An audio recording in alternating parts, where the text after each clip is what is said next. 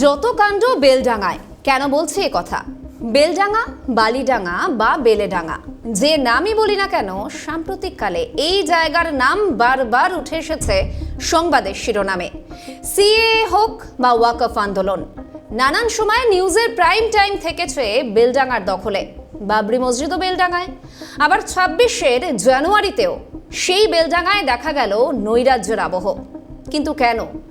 যে বেলডাঙার সঙ্গে জড়িয়ে নানান ইতিহাস, সেই বেলডাঙা বারবার মবের মুলুক হয়ে ওঠার নেপথ্য কারণ কি জানেন কি? বেলডাঙার মানুষের জীবনের প্রতিটি স্তর আজও এক নীরব সংকটে জর্জরিত। সবটাই জানাবো। নমস্কার, আপনারা দেখছেন দ্য বেঙ্গল ভয়েস, সঙ্গে রয়েছি আমি শাহানা। বেলডাঙার ঘটনায় উদ্বিগ্ন প্রশাসন। বেলাগাম বেলডাঙা, চেনা চেনা লাগছে তো ছবিগুলো? বেলডাঙার অস্থির পরিস্থিতি নিয়ে আলোচনা করব। সমাজের ওয়াকিবহাল মহল থেকে শুরু করে রাজনীতির কারবারিরা এ বিষয় সম্পর্কে কি বলছেন তাও জানাবো। তার আগে চলুন ঘটনাগুলো আপনাদের আরো একবার মনে করিয়ে দিই। 2019-এর ডিসেম্বর সিএএ এর বিরোধিতায় বেলডাঙা হয়ে উঠেছিল নৈরাজ্যের বেলডাঙা। সিএএ এর প্রতিবাদে বেলডাঙা এবং তার আশেপাশে, বিশেষ করে 12 নম্বর যে জাতীয় সড়ক রয়েছে, সেখানে মানুষ রাস্তায় নেমে বিক্ষোভ এবং অবরোধ করে। বিক্ষোভের জেরে বিভিন্ন জায়গায় অগ্নিগর্ভ পরিস্থিতি সৃষ্টি হয়েছিল। ওয়াকফ ইস্যুতেও জ্বলে উঠেছিল মুর্শিদাবাদের বিভিন্ন অংশ। অস্থিরতার ছবি তখনও দেখে বাংলা তথা গোটা দেশ। কাট টু 2026 জানুয়ারি। ঝাড়খণ্ডে পরিযায়ী শ্রমিকের মৃত্যু, উত্তপ্ত বেলডাঙা। বিজেপি শাসিত বিহার থেকেও আরও এক পরিযায়ীকে মারধরের খবর একেবারে আগুনে ঘি ঢালার কাজ করলো। ভেঙে দেওয়া হলো লেভেল ক্রসিং, স্তব্ধ জাতীয় সড়ক, প্রভাব পড়ে যান চলাচলে, রেল পরিষেবায়, ক্ষতিগ্রস্ত হয় জনজীবন। এর প্রায় 48 ঘন্টা পর, অর্থাৎ 48 ঘন্টা অশান্তির পর, রবিবাসরীয় দুপুরে কিছুটা ছন্দে ফেরে মুর্শিদাবাদের বিস্তীর্ণ এলাকা। এবং রবিবার দিন দুপুরেও বেলডাঙায় কিন্তু রুট মার্চ করে পুলিশ, সেই ছবিও দেখা গিয়েছিল। দুদিন আগের কথা বলছি। নতুন করে অশান্তির খবর পাওয়া যায়নি। ট্রেন চলাচলও স্বাভাবিক হয় এবং বাস চলাচলও ঠিকঠাক হয়। বেলডাঙা অশান্ত, স্বাভাবিকভাবেই সেই ঘটনার প্রভাব পড়েছে কোথায়? রাজনৈতিক মহলে। গত 16ই জানুয়ারি কেন্দ্রীয় প্রতিমন্ত্রী সুকান্ত মজুমদার, তিনি এ বিষয়ে ঠিক কি বলেছিলেন একটু দেখুন। তার উপর আজকে যেটা দেখছেন সেটা কোনো আলাদা বিচ্ছিন্ন ঘটনা নয়। এর আগে সিএ এর সময় এই এলাকায় সেই একই ধরনের ঘটনা ঘটেছিল। ওয়াকফ আন্দোলনের সময় মালদা মুর্শিদাবাদের বিস্তীর্ণ এলাকা জুড়ে ঠিক একই ধরনের ঘটনা ঘটেছিল। অর্থাৎ বারবার পশ্চিমবঙ্গকে অশান্ত করার একটা চেষ্টা মমতা বন্দ্যোপাধ্যায়ের উস্কানিতে চলছে এবং এই সমস্ত সাম্প্রদায়িক শক্তির মাধ্যমে চলছে। এবং শুধু তাই নয়, গতকাল ফারাক্কাতেও সেই একই ঘটনা ঘটেছে এবং ফারাক্কার সাথে সাথে তার সাথে চাকুলিয়াতেও ঘটেছে। যেখানেই ডেমোগ্রাফি একটু অন্যরকম, সেখানে এই ধরনের ঘটনা ঘটছে। ভোটমুখী বঙ্গে এসআইআর, হাই ভোল্টেজ প্রচার, রয়েছে নানান ইস্যু, কিন্তু বেলডাঙা যেন এক বিশেষ জায়গা করে নিয়েছে। বেলডাঙার বেহাল দশা বারবার যেন প্রকট হচ্ছে। এ বিষয়ে দলের অবস্থান স্পষ্ট করে রাজ্যের শাসক দল এবং প্রধান বিরোধী রাজনৈতিক দল উভয় পক্ষকেই দুষলেন কংগ্রেস নেতা সুমন রায়চৌধুরী। বেলডাঙায় হচ্ছেটা কি? বেলডাঙায় এটাই হচ্ছে, একধারে নরেন্দ্র মোদী আর একধারে মমতা বন্দ্যোপাধ্যায়, এনারা দুজনে মিলে খেলা খেলছেন পর্দার পিছন থেকে, যাতে বেলডাঙা উত্তপ্ত থাকে। সামাজিক বিভাজন, ধর্মীয় বিভাজন সব কিছু জাগিয়ে রাখতে পারলে তৃণমূল এবং ভারতীয় জনতা পার্টির প্রাসঙ্গিকতা নতুন করে চাগার দিয়ে উঠবে এই 2026-এর নির্বাচনের আগে। বেলডাঙাকে উত্তপ্ত করো, বেলডাঙাকে উত্তপ্ত করো, এসআইআর নিয়ে উত্তপ্ত করো, প্রশাসনিক ভবন জ্বালিয়ে দাও, পুড়িয়ে দাও, পুলিশকে চুপচাপ দাঁড় করিয়ে রাখো। এগুলো মমতা বন্দ্যোপাধ্যায় করছেন। কোনো সরকারি সম্পত্তির ওপরে আক্রমণ, সরকারি প্রশাসনের ওপরে আক্রমণ জাতীয় কংগ্রেস পছন্দ করেন না।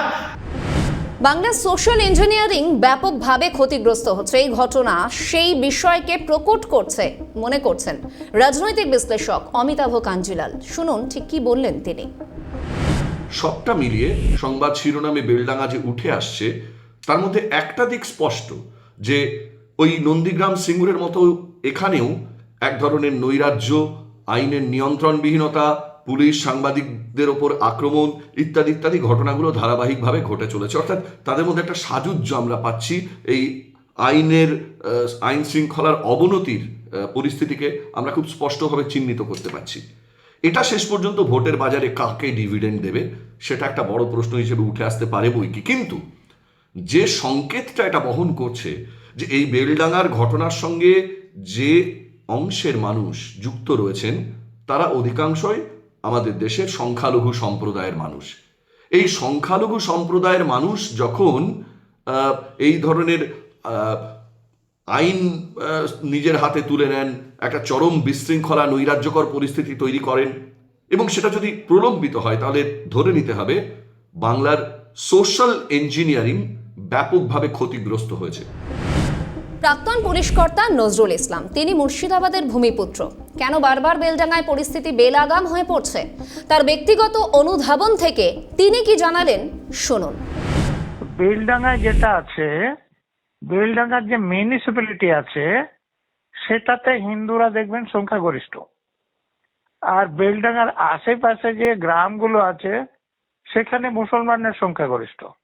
অতএব উভয় সম্প্রদায়ের লোক ওখানে ইভেনলি ম্যাচড আছে। এবং ওখানে দেখুন যারা সাধারণত ধর্মের ভিত্তিতে রাজনীতি করে তাদের সংগঠন আছে। আপনারা এই কার্তিক মহারাজের নামে কেস বা তার পক্ষে আন্দোলন দেখেছেন বেলডাঙ্গায়, তাদের সংগঠন আছে। আবার ওখানে যে মুসলমানদের জামাতে ইসলামী বা অন্য যে সংগঠনগুলো আছে তাদের ওখানে সংগঠন আছে। সেই জন্য বেলডাঙ্গাতে ঝামেলা হয় বলে আমার ব্যক্তিগত মত। এর পিছনে অন্য আরো অনেক কিছু কারণ থাকতে পারে। এবার জানাবো বেলডাঙ্গার আরো একটা চিত্র। বেলডাঙ্গার মানুষের জীবনের প্রতিটা স্তর আজ এক নীরব সংকটে জর্জরিত। কেন বলছি? বেলডাঙ্গা আইসিডি ব্লকের মাটির নিচে লুকিয়ে আছে এক নীরব ঘাতক। আমরা জলের কথা বলছি। বিশ্ব স্বাস্থ্য সংস্থা অর্থাৎ হু বলছে পানীয় জলে আর্সেনিকের নিরাপদ মাত্রা হলো 10 মিলিগ্রাম পার লিটার। কিন্তু বেলডাঙ্গা আই ব্লকে আর্সেনিকের সর্বোচ্চ মাত্রা কত জানেন? তার রেকর্ড করা হয়েছে 1700 মিলিগ্রাম পার লিটার, যা হুয়ের সুরক্ষা মানদণ্ডের চেয়ে 170 গুণ বেশি। এই বিষ আজ সেখানকার প্রতিটি শিশুর শরীরে, প্রতিটি পরিবারের মধ্যে মিশে যাচ্ছে। এই বিষক্রিয়ার সাথে হাত মিলিয়েছে আরও এক ভয়ঙ্কর শত্রু, কি? পুষ্টিহীনতা। সরকারি তথ্য বলছে মুর্শিদাবাদে 5 বছরের নিচে থাকা প্রায় 40% শিশুই দীর্ঘস্থায়ী অপুষ্টির শিকার, আর প্রায় 65% শিশু অ্যানিমিক অর্থাৎ রক্তাল্পতা বা অ্যানিমিয়ায় ভুগছে তারা। প্রতি 4 জনের মধ্যে 3 জন মা রক্তাল্পতায় ভুগছেন। অথচ দেখুন এই বিপুল সংখ্যক মায়ের মধ্যে যাদের পরিস্থিতি গুরুতর, মানে যাদের হিমোগ্লোবিন 7-এর নিচে, তাদের মধ্যে মাত্র 0.1%, ঠিকই শুনছেন, 0.1% চিকিৎসার সুযোগ পেয়েছেন। অ্যানিমিয়া ম্যানেজমেন্ট প্রোগ্রাম একেবারেই ব্যর্থ, প্রায় ব্যর্থ সম্পূর্ণভাবে, এটা বলাই যায়। এখন আসল প্রশ্ন, এই ব্যর্থতার কারণ কি? কাঠামোগত দুর্বলতা নাকি ইচ্ছাকৃত অবহেলা? ডিসেম্বর 2023-এ মুর্শিদাবাদ মেডিকেল কলেজে মাত্র 72 ঘন্টার মধ্যে, আরো একবার বলছি, মাত্র 72 ঘন্টার মধ্যে মৃত্যু হয়েছিল 14টি শিশুর। 14টি শিশুর মৃত্যু রিপোর্ট করা হয়েছিল। এদের মধ্যে 9 জন নবজাতকের ওজন ছিল মাত্র 300 থেকে 500 গ্রাম। ডাক্তারি পোস্টমর্টেম রিপোর্টে কারণ দেখানো হয়েছে গুরুতর মাতৃপুষ্টিহীনতা। চিকিৎসা পরিকাঠামো নিয়ে বলি, এবার পরিসংখ্যান বলছেন বেলডাঙ্গা আই ব্লকের জনসংখ্যা 3,19,000-এরও বেশি, আর সেখানে বেসরকারি ক্ষেত্র বাদ দিলে মাত্র 10 জন ডাক্তার আছেন, অর্থাৎ প্রতি 32,000 মানুষের জন্য মাত্র 1 জন ডাক্তার। চিকিৎসার এই হাল, পুষ্টির এই সংকট, এর মূলে রয়েছে বেলডাঙ্গার অর্থনৈতিক দুর্বলতা।